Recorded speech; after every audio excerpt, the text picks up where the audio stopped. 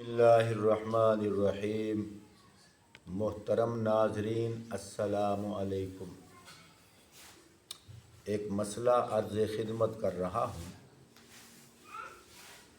कुछ हजरात परेशान हैं कि घरों के अंदर जो हमारी औरतें हैं,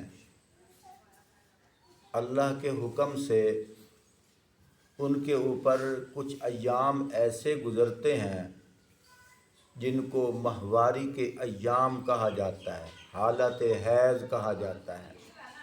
क्या हालत हैज़ में वो औरतें सहरी का खाना पका सकती हैं या नहीं पका सकती?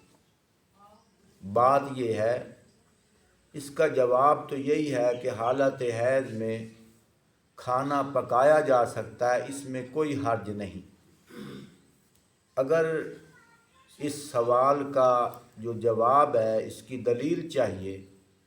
इसकी दलील ये है, एक दफ़ा एक औरत ने हज़रत इमाम आज़म अबू हनीफ़ा रहमतुल्लाह अलैह से सवाल किया था कि हालत हैज़ में क्या खाना पकाया जा सकता है कि नहीं। हज़रत इमाम आज़म अबू हनीफ़ा रहमतुल्लाह अलैह से कहा गया कि आप इसकी दलील देकर इसका जवाब दें।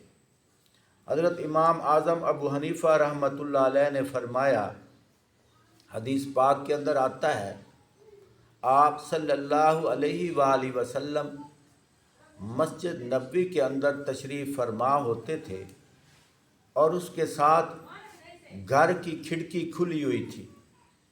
अंदर से हज़रत अम्मी आयशा सिद्दीक़ा रज़ी अल्लाह ताला अन्हा हालत हैज़ में आप सल्लल्लाहु अलैहि वसल्लम के सर मुबारक में कंघी किया करती थी।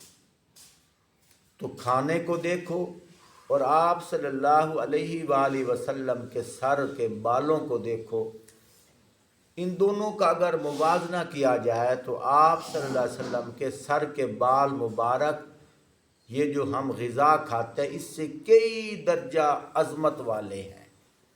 तो अगर हालत हैज़ में हज़रत आयशा सिद्दीक़ा रज़ी अल्लाह ताला अन्हा आप सल्लल्लाहु अलैहि वसल्लम के सर मुबारक में कंघी कर सकती हैं, तो औरत भी हालत हैज़ में खाना पका सकती है, चाहे सहरी का खाना हो चाहे कोई और खाना हो, इसमें कोई हर्ज नहीं है। अल्लाह हमें समझने की तौफ़ीक़ अता फरमाए।